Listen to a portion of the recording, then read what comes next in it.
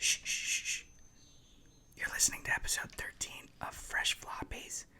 Be a little quiet, though, because JD's trying to finish a comic before we start. Shh, I'll see you in a little bit. Bye.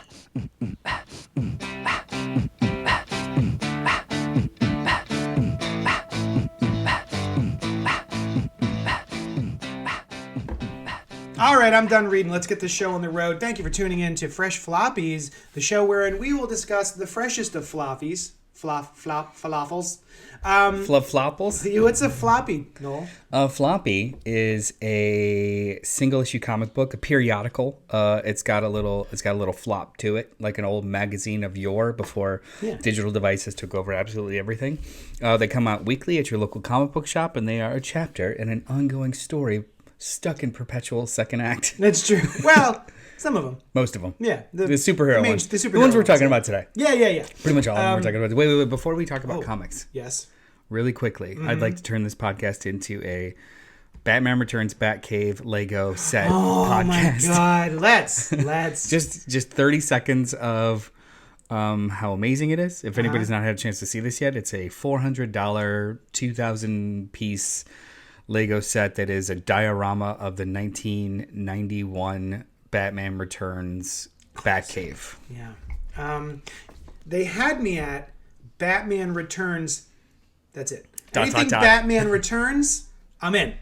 They lost me at $400 goddamn dollars. So, I mean, I cannot justify that. I can't justify it either. But this is weird. Like, I'm going to defend giant corporation. Yeah, lick that boot. It's price appropriate for their sets that size. Is it? Okay. So they didn't. Let's say DC has been making omnibuses for 15 years. Okay. And the normal price point for a 1,000 page book is $100. Yes. And then all of a sudden, a 900 page book is $150. Yeah. For no reason whatsoever. Yeah. Out of nowhere. That we know of. Yes. That we know of. Yeah. There's been no wider ranging shipping issues. There's been no wider ranging paper costs. There's been no wider ranging process that they have. It's just an inflated price to test the market. Yes. That hurts a little bit more than, those Lego sets are actually that fucking expensive. See, the last one I bought was the Daily Bugle. It was $300, right? Yeah. And $250, $300, something like that? How many pieces was that? Comparable. Was it? I want to say it was comparable, like maybe just a couple hundred less. I just feel like I'm not entirely sure how many of us there are, me and yous, who are like Batman Returns, 1991 seminal Batman classic starring Michael Keaton, Pfeiffer, Danny DeVito, Michelle Pfeiffer, Michael Goh. How many people are like I could understand if it was The Batman, right? And it's a brand new franchise of the Bat. And it's in the zeitgeist, but I'm like, it's Batman Returns. Mm-hmm. I'm surprised that something with that, and it could have easily been any of those, really, because it's a Batcave. Yeah. It's not like it's specific to a Batman Returns Batcave, other than maybe the Batmobile itself. The Batmobile, and then all the minifigs that come with it. It's like the Danny DeVito penguin. So it's interesting choices that they've made here. But also they're like, hey, the guy from 1991, if people love that, they certainly have enough disposable income. I was going to say, I think it's a disposable income thing. It's just... I don't. It's not a Batman Adventures thing. It's who can afford this shit? 40-year-olds? Old men. Yeah, with nothing else to do. You know what? They're probably podcasters. I was gonna say like all the YouTube reviewers that use their ad revenue to just like purchase or get sent a set. So that's the thing. Yeah, Lego. Look, we will on video review this set if you just send it to us for free. And I promise you I'll love it and say nice things about it. Where can they send? I can be bought. Where can they send the Lego set, JD? It's a Johnny Destructo Zero complex located at 4327 Main Street. Send it to me. Also send me Michelle Pfeiffer and Michael Keaton. I don't think just to hang out. I don't think, first of all, besmirching Danny DeVito, that's rude. He comes over all the time. He's probably the coolest hang of all That's three true. of them. Let's be honest. Yeah, I know. Shit. You're right. And it's cute that you think Lego owns them. They probably do. Let's talk about comic books. Let's do it. What's the first one you want to talk about? Because I have a suggestion. I was going to say Titans. That's my suggestion. Oh my God. Titans #1. BFFs. Written by Tom Taylor with art by Nicola Scott. Or Nicola Scott, actually. Sorry. Oh, is it Nicola? I mean, that's usually how the name is pronounced in Italian. I said Nicola. Yeah, you're right. It's probably Nicola. Nicola. Shit, this whole time. I'm so sorry, Nikki. So I have been really looking forward to I was this. saying her name wrong all this time, and now I'm just going to give her a pet name. It's cool. I have been really. This is the book for me that I have been waiting for, and I'll tell you why. Thank you for asking. What's Tom happening? Taylor has been writing Nightwing, which is one of my favorite DC books. That are, first of all, DC's been killing it. A lot of really good miniseries coming out of DC recently. I'm enjoying a lot of it, more than I thought I would, including Green Lantern, Green Arrow, etc. So yeah, I was really excited about Tom Taylor, who's writing Nightwing, to be taking or restarting Titans as the premier team in DC since the Justice League is no longer because of the events of Dark Crisis. So yeah, there was a lot to look forward to here for me. I'm a big Flash fan. So whoops. No, he's a part of the team. Yeah, he is. Yeah, he is. Look. The book starts with a seemingly insurmountable or irreversible act of violence, Yes. but we're dealing with metahumans and magical characters in comic books, so I'm not like too concerned about how this wraps up. But it'll be a nice little tense run for Especially a couple of since issues. Wally just got back. Yeah. Very recently. So anyway, this was great. I really enjoyed this. Curious to see where it's going. It does start off with a mystery, so I'm excited about that. And I've always loved the interactions with this team, these teammates. Well, hang on. You mentioned, so I'm assuming there's some people that were the 5 people that listen. I'm sure they may be like 2 or 1 have never read Titans. So let's go over the team. Okay. So Wally West, Flash, Dick Grayson, Nightwing, Starfire, Cyborg, Beast Boy / Changeling. Did you say Raven? Raven. Is that it? 6 of them? That might be about it. Yeah. Oh no, Donna Troy. Oh, Donna Troy. Duh. Yeah, duh. Yeah. 7. So they're replacing the 7 Justice League members, the main 7. What did you think of it? I thought it was delightful. Yeah. Use that word too much. I'm going to try and Me do too. a swear jar with Every time I delightful. say it now, I'm like, oh, I say that. I say delightful a lot. Shit. I thought it was really great. I mean, it is a pure companion book to Nightwing, but not in plot, more in tone. Yes. So It's not like you have to read Nightwing. You don't have to read Nightwing in order to understand what's going on here or something so incredibly important transpired there. It's just in tone. They are the same. They're in the same universe, and True. it's a wonderful universe to be hanging out in. Do you feel like people who don't know the Titans can jump right in here? Yes, but they would need a nudge to bother picking it up. Because I've never really, I've always been aware of the Titans and they're around and stuff. There's no You're not run. a Titans fan? There's no run of Titans that I've read that I've liked. Oh wow. You're probably going to talk about the cartoon that I dropped off into Young Justice? Young Justice, yeah. I read like a handful of Teen Titans in the 2000s, a handful of Young Justice when Judd Winnick was on it, a handful, like nothing lasted more than 10 issues for the most part. Oh, okay. Yeah, and then I just always liked their part in bigger events for the most part. Yeah. Like that's honestly the only thing that I liked about Dark Crisis on it. Yeah. Infinite Earths was the Titans bits. Titans of it. Yeah. Yeah, like they Same. were the main characters of it. Yeah. So like when the Justice League at the end of it was just like, I'm sorry, spoilers for an event that happened a year ago. Relax. So Yeah, aggressive. relax. I've been on the internet for the last couple of days. Just chill out. Yeah. Oh my god. Go on. When at the end of that book, when the Justice League was like, "Hey, we're still able-bodied, but we're gonna take a break for a second. We just need a nap. Dick, and a Snickers. Dick, can you save the world for us while we're out?" That was what made the whole like mini series or event or whatever worth it for me, because I was like, oh cool, we're gonna get to see them not like having to fill in because someone's dead, but literally like, oh, you've been promoted, Yeah. go on. Yeah. You guys been doing great. So I'm excited for this book. Same. And it is interesting that it is not. We're going to talk about Avengers in a little bit, and it's interesting that a first issue of a team book is handled so differently in these two instances. This is a interior, character-driven mystery, and Avengers is not that. And I was kind of expecting Titans to also be that sort of thing. So the fact that it was this other sort of like almost insular amongst the DC universe characters story, and not a big Justice League-esque, it's just, here's us all saving the world together. This is like a story of two types of tones. And honestly, like, spoilers for a non-spoiler review that's going to happen in the next 5 minutes. I liked both of these books. Okay. But they're done in completely different ways. One is more event-driven and one is more character-driven. This is the character-driven one. Honestly, because it's character-driven, if you have no experience with these characters previously to now, you're going to be fine. Yeah. Because even if you don't know the long and sordid history between Garfield, Beast Boy, and Raven, you're still going to enjoy the moments that they have together because they set it up in a certain way. Yeah.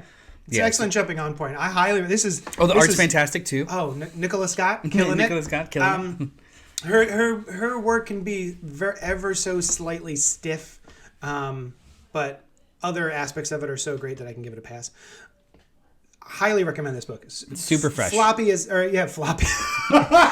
floppiest of floppy. Fresh as hell is what I wanted to say, and I floppy as hell. fresh AF. Presentation is also great. There's tons of great covers. It's just a fun book. Yeah, highly recommend. If you're into superheroes.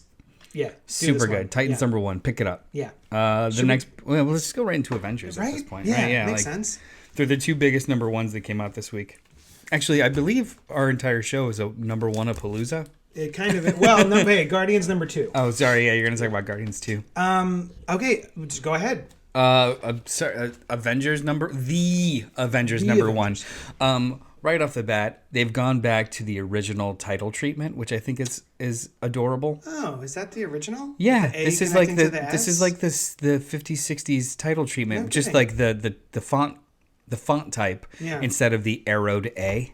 Oh, you're right. Yeah. Wow. Which has been in use for like the last 20 plus years, 20, 30 years. Like at least since Busaic. Yeah. This is written by Jed McKay with art by C.F. Villa. This comes directly after Jason Aaron's very, very voluminous run. Yeah. Contested, but I enjoyed the shit out of it. Yeah. But that run specifically went super big. You know, like gods fighting gods and the God Quarry and a giant wash of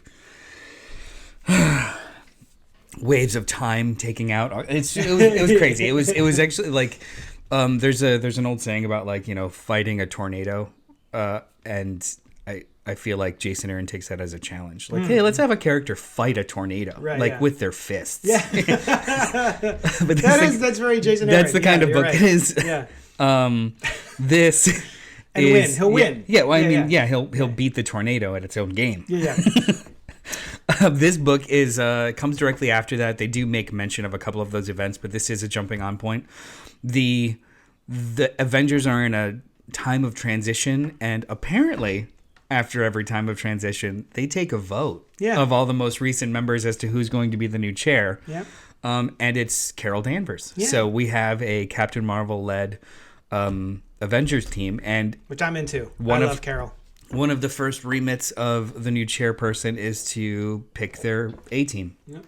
So this book is literally just Carol flying around and picking her team members. What intercut with a big battle? There's the second half of the book is a big. Well, yeah, the second half of the book is a little bit more of a big battle, but it's interspersed with these conversations. Yeah.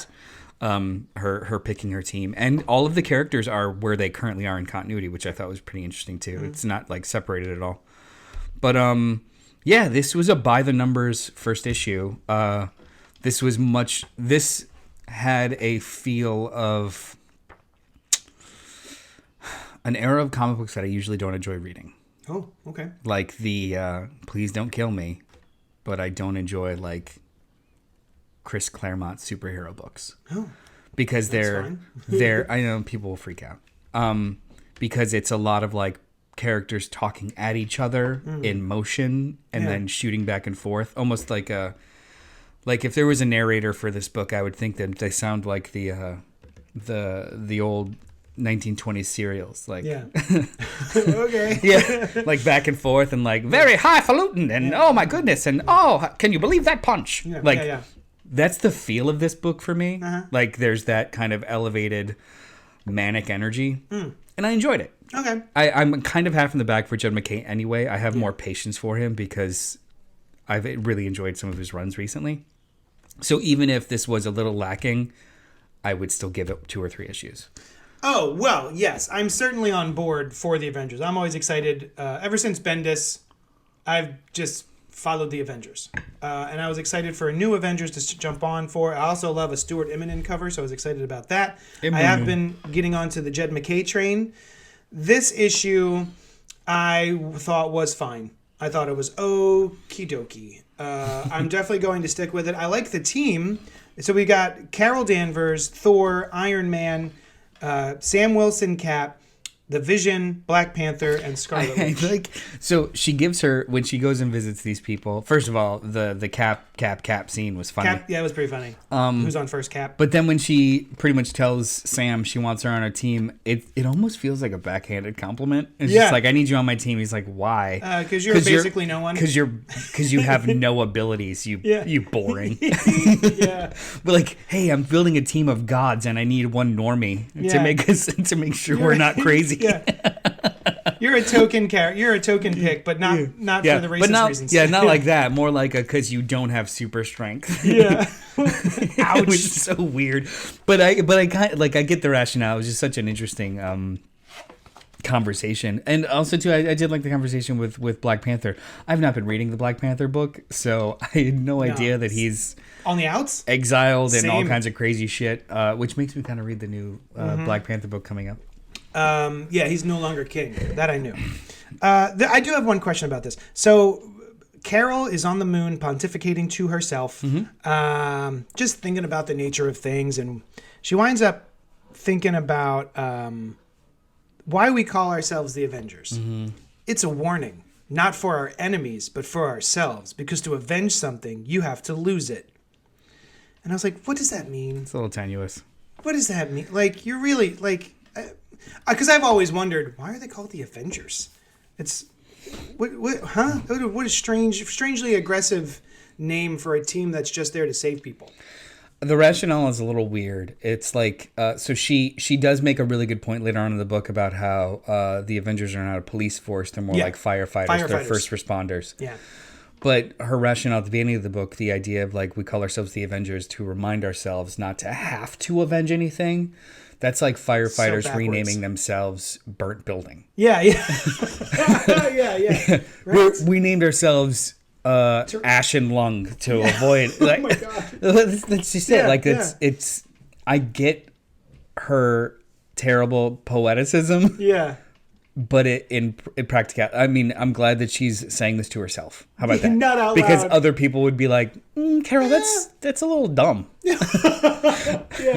But then later on, so why this works is because later on there's a really good joke. She is in her own head talking about Thor. Oh, I love that bit. And then she repeats to him what she says in her head. That's kind of like a guess, and his response is very funny. And her kind of, I knew it. Is very funny, and it almost retroactively makes the idiocy of her dialogue, of her internal dialogue, kind of just work a little bit more for me. Because Carol is, a lot of people don't portray her this way, but if you've read more than like her in other books, Carol is a funny character. Oh, I like her. Yeah, she's great. She's a jovial character. The difference is when she needs to be business, she's business. Yeah, that's true. A lot of other books that's not hers only have her in that business role. Yeah. So it seems like, oh, she's just here straight-laced and shit. Yeah. She's not. She's fun. Yeah. She's actually really fun. My only problem with that bit of dialogue is that the time jumps, because she has that thought in the beginning of the book, which is now. and then it goes back in time. So her saying "I knew it" was 6 days ago, even though she had the thought on the moon today. It's omniscient. I don't I'm know what to tell you. Saying it's a little weird. You're a little Or weird. it's just something she repeats in her. So the way to get through that, I was like, oh, she just repeats that in her head a lot about Thor. Every time she sees Thor, she's like, she has that thought about him. That's And we're just happening to see it these 2 times. That's exactly what it is. Oh, and there's the art by CF Villa, fucking tastic. I think it's fine. I love it. I think love it's the panel. uneven. I love the panel breakouts. I love the character bleeds. I love this stuff. I love it. The action is fine. It gets a little loose, but when it matters to me, as in when the characters are kind of like interacting with each other on more one-on-one basis, I love it. Oh, okay. I love it. And so like this fine. is rough for me. Yeah. I'm pointing at a Vision page, whereas the Cap stuff I think is awesome. Awesome. Cap. Yeah, the 3 caps talking. Yeah, it's good. I think it's serviceable. I think it's a fine. I don't know if I would have put this artist on this book. The Avengers should be a top tier book, and in my opinion, it's not quite there yet. But it's off to a good start, and I'm certainly, he's won enough of my goodwill. Jed McKay has that I'm going to stick with it. You're right. To your point too about just art, Jed. CF Villa is not like a name, Right. whereas Ed McGuinness was, Yeah. Jerome Pena was, Yep. David Finch was, Yep. who did the last run? It was Ed McGuinness. Who's the? I was really more excited about this because I mistook CF Villa for the person who was doing like Hoxpox. Who is that? Oh, Valerio Pepe Sheedy. Larraz. No. Oh, Pepe Larraz and RB Silva. RB Silva. Who That's was doing who I thought it was. I can see why I made that mistake. CF RB Villa. Silva was doing is still doing the Sam Wilson Cap book. Thank you. Okay. Yeah. Yeah. I think I would have preferred like even if it's a name that it's not. I don't know. Let's call it A-list. Sorry. But like Valerio Sheedy, I think is probably one of my favorites right now. CFL is going to slip into your My DMs to tell you that you're a very give me a rude little piece middle of shit. finger. What's next? Let's- I'm sorry. How fresh? Oh, Fresh I thought enough. this was fresh. Okay. I mean, it wasn't the greatest thing I've ever read. It's not fresh AF, but it's fresh enough. Or not. So I'm sorry. I think it's fresh. Yeah. You think it's fresh enough. Yeah. Because you're wrong. Okay. Yeah. That happens a lot. I am often wrong. Let's talk really quickly about Batman Brave and the Bold #1. Okay.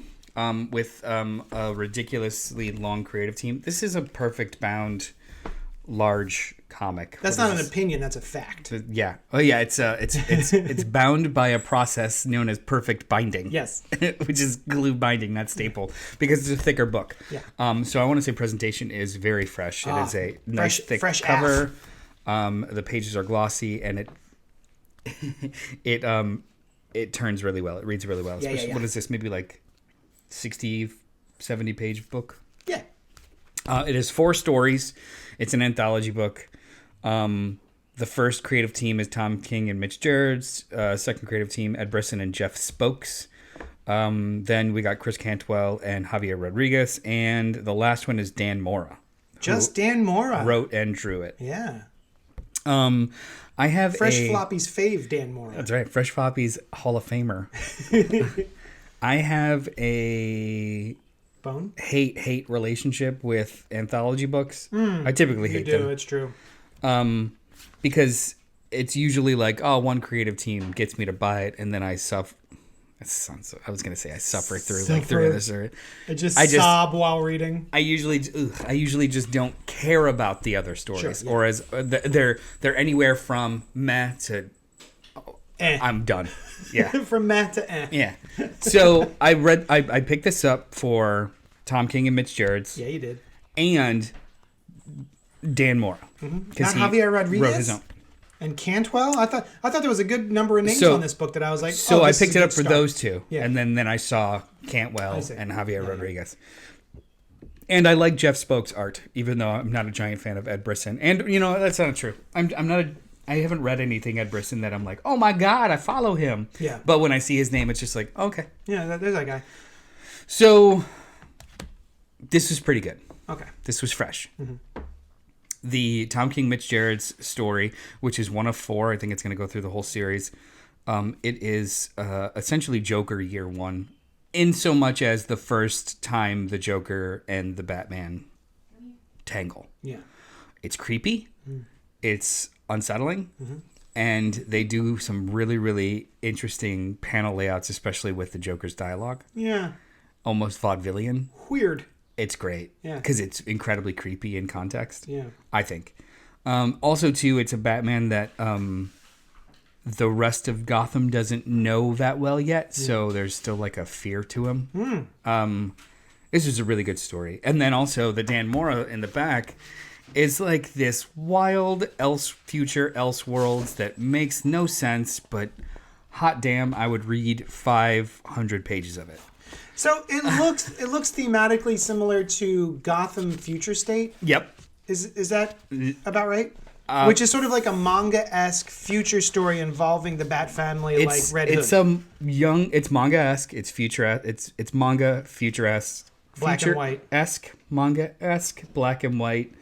A motorcycle riding mech-ish Batman, and he's saving 2 orphans from this mech-controlled Joker thing. It's off the wall. It's really good action, and I would read a giant book of this. Right on. And then there's a little twisty thing at the end, but it's the end. It's just literally just like an 8-page story, and it's great. Yeah, it feels like it 100% was supposed to be in Future State Gotham as a backup or something. Oh, I would like probably That's like how similar it looks. An in between of like the Urban Legends book. I don't know when they were doing all the Gotham books. The Ed Brisson pages, the Stormwatch. I don't know anything about Stormwatch. Yeah.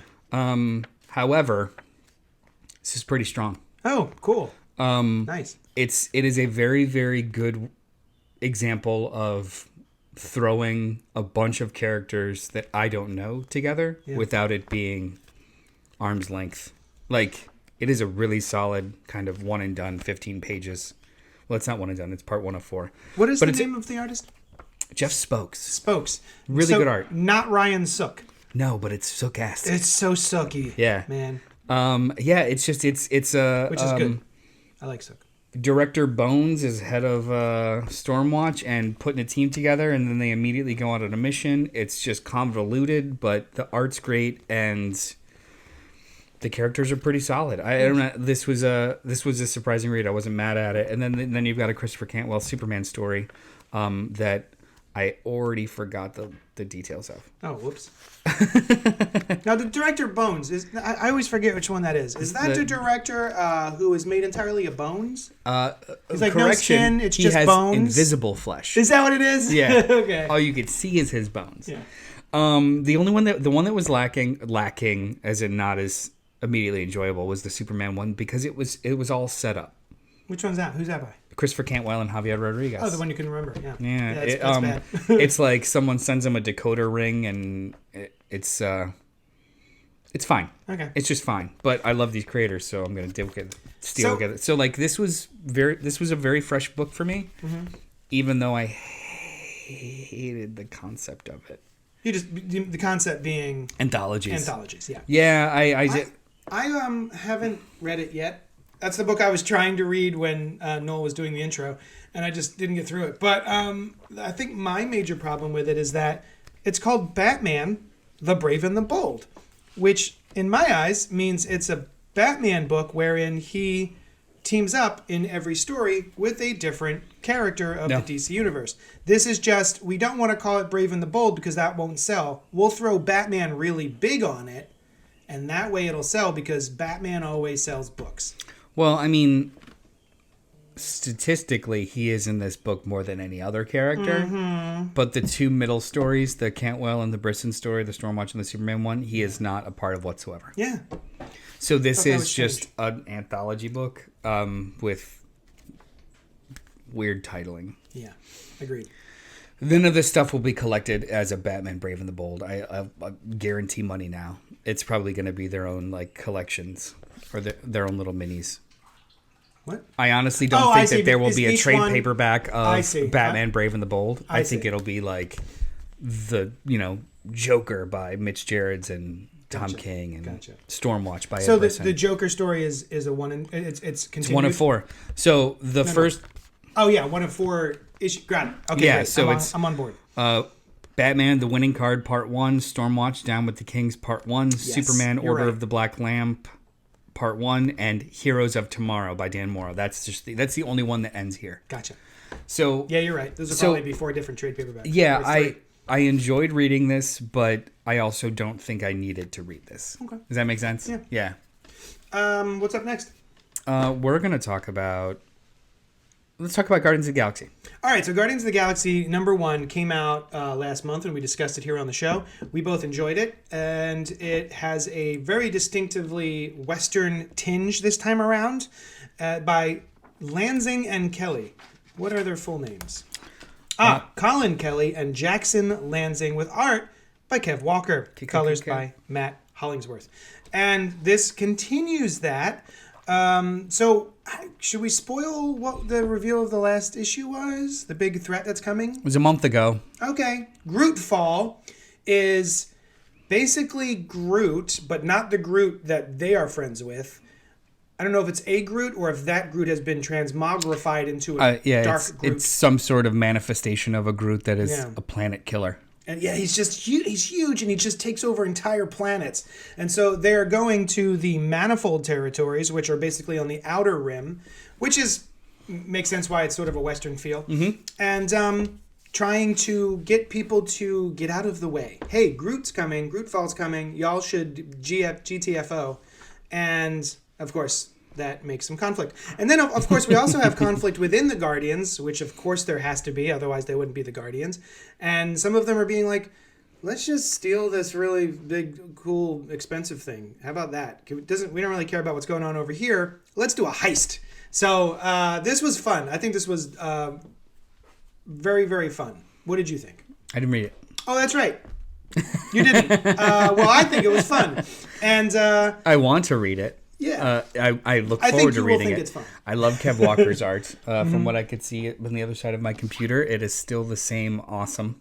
Yeah. Got my haircut. I'm a sucker for the Guardians, and when there's a good creative team, I'm very excited. It's such a weird book because it's had like 80 relaunches. Yeah. But it's not. It doesn't feel like a inorganic relaunch kind of way. Like, it's one of those books that creators come on, do their own thing that's just its own fucking thing. Yeah. And then they bounce. Yeah. Like, it's not there doesn't seem to, with the Guardians books, there doesn't seem to be like this deep-seated need to make everything fit. It's just like the Guardians, Al Ewing comes in, does 15 issues of just like wild, very weird existential stuff, says his piece, jumps out, and then all of a sudden these guys come in and like, oh, we're going to do a Western. We're not going to negate anything, but we're going to do our own thing. Yeah, Western heist, why not? Before that, they were trying to be superheroes in the Bendis era, and they sucked at it. Before that, they were trying to be like heroes for hire. They sucked at it. As long as you have those like that baseline of like they are very messy people and they often suck at stuff, you're good. Yeah. Do you remember when Drax was a pacifist? Yeah, that was during Duggan's era. Do you know why he stopped being a pacifist? I read it all, but I completely forgot. Okay, I was just curious. And also, Mantis. Has she always sounded like the character who is in the movies? From my understanding, she was a very different character in the comics than she was during Andy Lanning and sorry. Yeah. DNA. Abnett and Lanning. Thank you. Abnett and Lanning. Dan Abnett, Andy Lanning. There it is. Thank you. Yeah, she was very different during theirs. She became more playful during the Bendis and Duggan stuff. Yeah. Actually, she wasn't really even in the Duggan stuff very much. Does it bother you? It does not bother me. Does it bother you that sometimes the characters start to sound like their MCU counterparts? No, I'm trying to think of if ever it was or did, but no, I can't think of anything about it. You know what did bother me? When Bendis was on the book when the first movie came out. Yeah.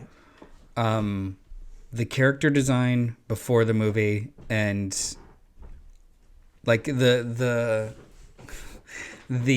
kind of like the characterization was fine. Was the same. It was like he made Star-Lord a bit of a cad and kind of a doofus. Yeah.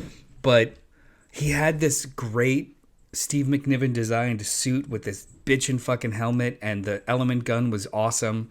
And then the movie came out, and then like 6 months later, it was the movie character design, and the element gun was gone. It was the two. What's an element gun?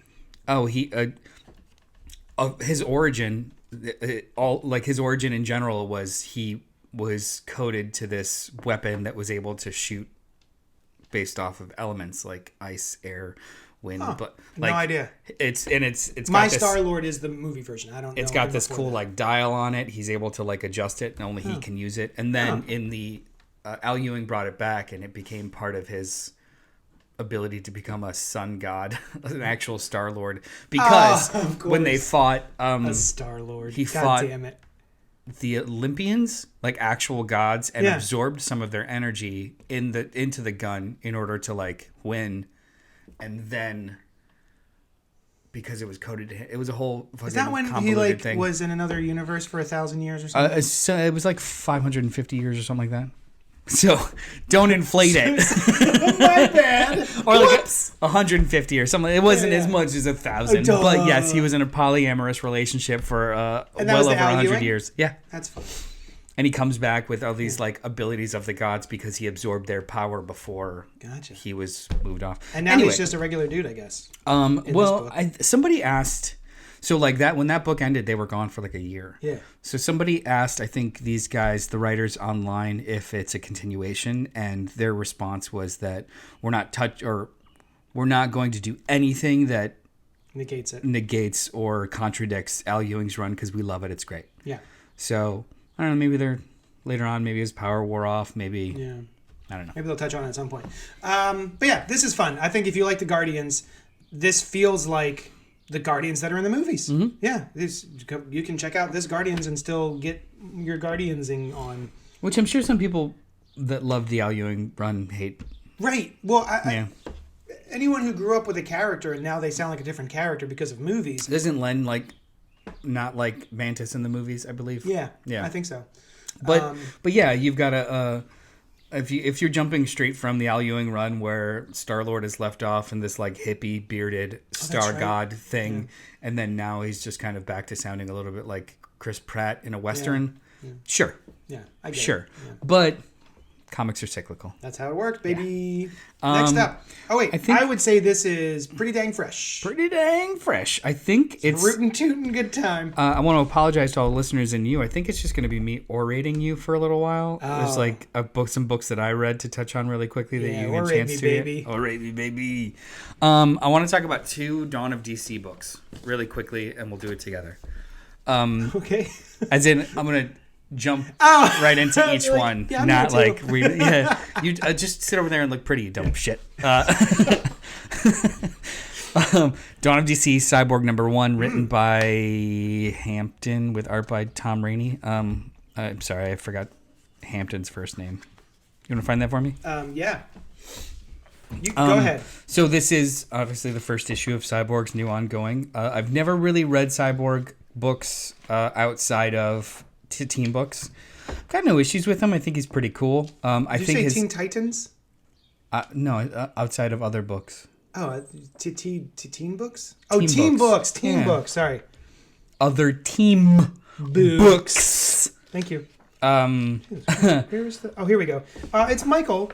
No, that's the colors. Morgan Hampton and Tom Rainey. So, okay, never heard of him, but that's great. I've never really I've never read his solo series. When was the last time there was a solo series? What was it? About 5 years ago by... It was like DCU. It wasn't YOU. Do you remember that initiative? No. But, and it was drawn by... oh, gosh, she's one of our favorite. It doesn't matter. Go ahead. I have absolutely no frame words. Huh? He drew Man of Steel. Yvonne Reese. Thank you. Yeah.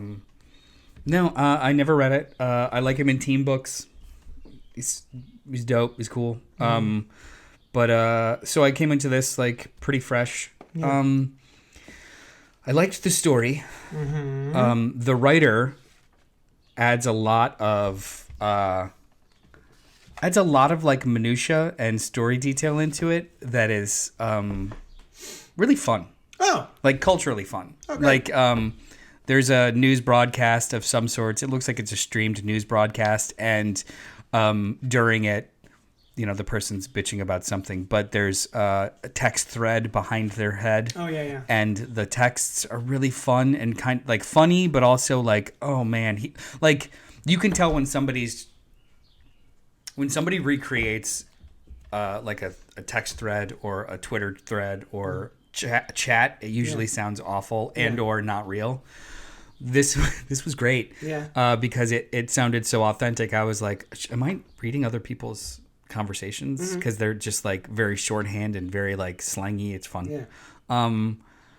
And also there's a nice reveal at the end that's pretty good. I love the reveal at the end of It's a this. strong story. Yeah. I do not enjoy Tom Rainey's art. Brother, I used to. Tom Rainey has been around for decades. He has been doing the work. He has been around. But lately, I believe he did some John Stewart Green Lantern stuff. He did the Future State stuff. Which was not for me. There was some sort of switch that happened. And it's not for me any longer. It's fine. And the coloring in this is very bright. It's very in your face. It's very saturated. It's very colorful, this book. But the art does not... It's good, but it's not great. It's so... Yeah, that's... Well, I'll point that out. There's the panel layouts and how he fills the panels are so overstuffed. Yeah. I feel claustrophobic reading this book. Yeah, something I can't explain it. Like some of the line work is a little too thick. There's this weird kind of like overstuffed claustrophobic feeling I get when I read this, like books like this, where it's just it's every corner. There's no breathing room. Yeah. There's like no breathing room, and it's just it like I'm looking at the page with the 2-page spread with the broadcast, and there's bubbles everywhere, color everywhere, things to read and pay attention to. Now in other books that's kind of great, but here it muddles the kind of... It makes the simple complex unnecessarily in a weird way. Yeah. And it's just, it makes it feel like more of a slog to read because it doesn't feel like there's no space. And I do think that it's the art. Although the facial acting on this page is pretty good. Yeah. It's really just a woman talking to a camera. And it's pretty good. Like I said, it's not bad. There's just something happened. There was a switch, and all of a sudden I was like, I don't know if I enjoy looking at this as much as I used to. And I also don't know where Cyborg is in his continuity anymore because me neither. In the book his father dies. I thought he's been dead for a very long time. I thought that too. Yeah. The Titans go to the funeral, and they wear suits on top of their costumes. So you've got Wally West in his full outfit, but then on top of that outfit is a suit. And then, Dick Grayson in a suit but a domino mask. At least that one's fine. Like, he's wearing a suit and he just wears a domino mask. But Wally literally has his full cowl on with his gold earpieces. Other superhero ridiculous looking funerals, they usually just wear their uniforms, right? I don't know, man. I'm almost positive. Every time I've ever seen it, they just wear their uniforms if they can't be there in person or in their civilian. Yeah. But yeah, I've never seen that. That's an interesting choice. Like, that's got to be a gag, right? That's got to be a funny. But it's a weird place to put I was gonna say it's a gag at a funeral. Yeah, that's a weird place to put a Wally. Yeah. So like this was pretty fresh because the story was interesting. But the art kept pulling me out. I'm just not a fan of it. Not because it's bad, just because it doesn't work for me. But if people have not read Cyborg before, would you be like, oh, check out the Cyborg book? Yeah. Yeah. I mean, yeah. You got everything you need to know who Cyborg is, and then the reveal at the end. It's not one of those reveals where you're like, wait, who's that? What's going on? It's set up in the beginning of the book. But you're like, oh, that's cool. Yeah. Yeah, I guess if somebody came in and was just like, I really want to get started on Cyborg somewhere, yeah, I'd give them this. That's fine. Yeah. But I don't know if I would go out of my way to be like, have you read Cyborg? No. When they walk in. Same. No.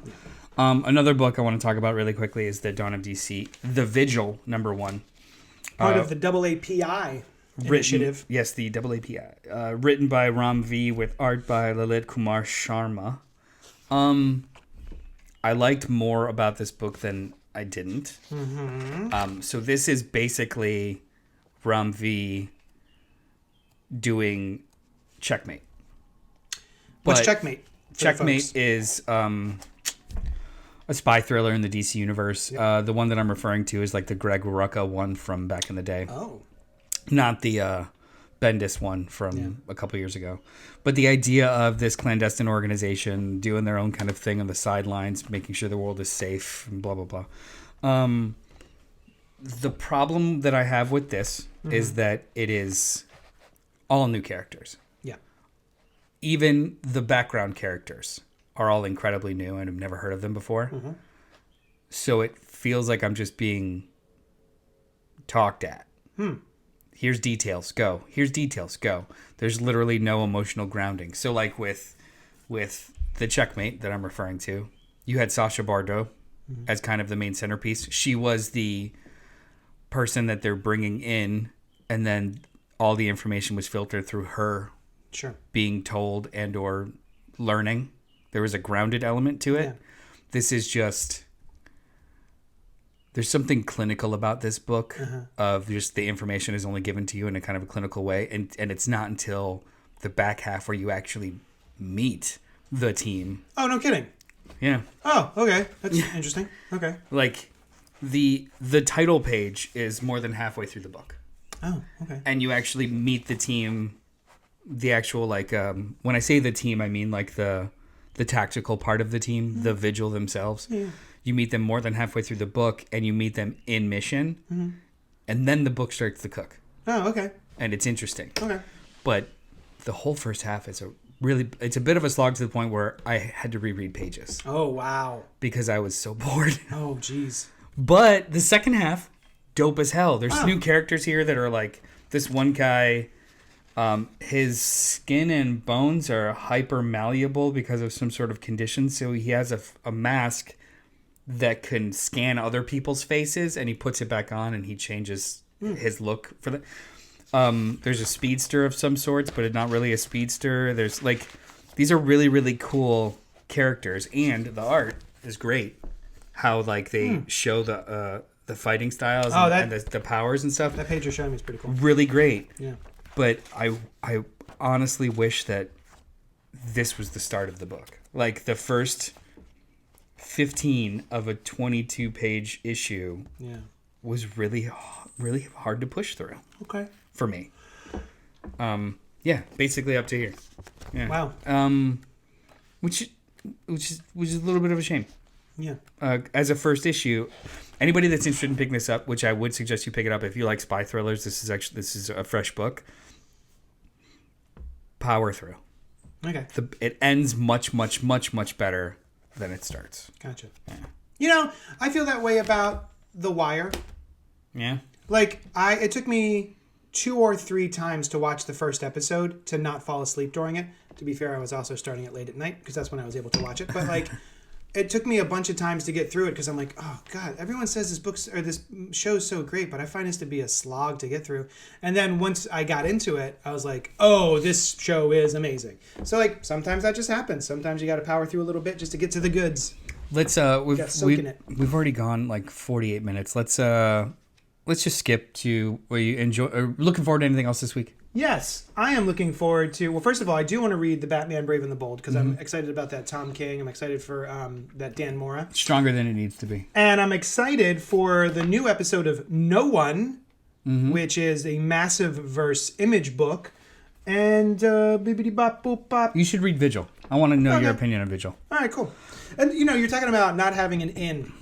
I remember opening the first of the what is that? We Are Champions. What is the name of that initiative? We Are Legends. The We Are Legends. It's like 3 Asian-based 6-issue miniseries. And the one last week was Spirit World. And so I opened it up just being curious about it. And then a couple pages in, or maybe even like 2 pages, I was like, John Constantine. Okay, here we go. So like I had a basis for like emotional grounding of like, oh, this I'm familiar with this. We're adding in a new character. Now I'm ready to go. Yeah, there needs to be some sort of breadcrumb. I feel like this book is missing those breadcrumbs. Unless these characters at the beginning, these bureaucratic characters at the beginning, are deep lore characters that I've never heard of before. Right. Which I doubt. Another book that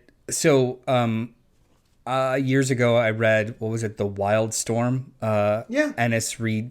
Yeah. No, not Ennis. Ellis redid a lot of the Stormwatch stuff. Yeah. Never read Stormwatch, never gave a shit, didn't know anything about those historical characters. The Wild Storm threw you in and was very clinical about it. Yeah. But it was That's what done. I took out of it, yeah. It was done in such a fast pace that you didn't have time to get bored. Okay. This didn't do that. Gotcha. Took a little while to get moving. Yeah, it was like there was a level of. It seems as though Rumvee is trying to capture that level of what is it? The competence porn. Yeah. Oh yeah. Excellent people doing things excellently at a fast pace, and you're just awed by it.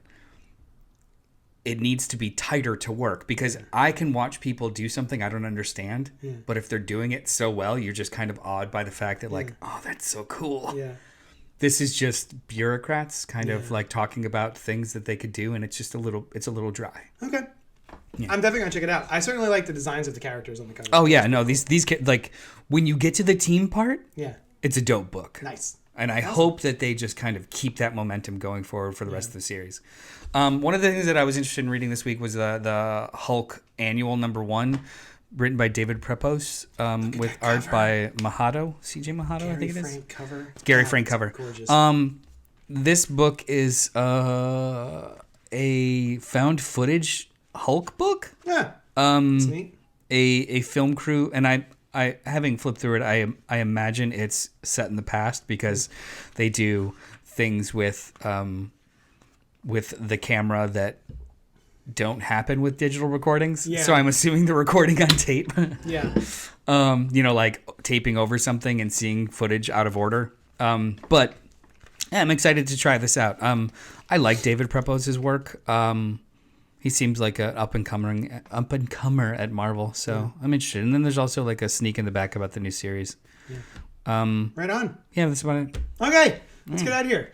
Thank you so much for hanging out with us. Come to my comic shop. I already told you the name of it. And also join us tonight, Wednesday nights at 8 o'clock. We live stream from the studio, us and a gaggle of friends. And tonight we will be talking about films that we probably shouldn't have watched when we were younger because they traumatized us. And I'm sure everyone can relate. So join us tonight when we talk about that. You can find us on YouTube, Facebook Live, Twitch, etc. If you just look for CultPop, CultPop podcasts. Yeah, that's it. Anything else? All right. Thanks so much, and we will talk at you later on tonight. Bye-bye. Did it!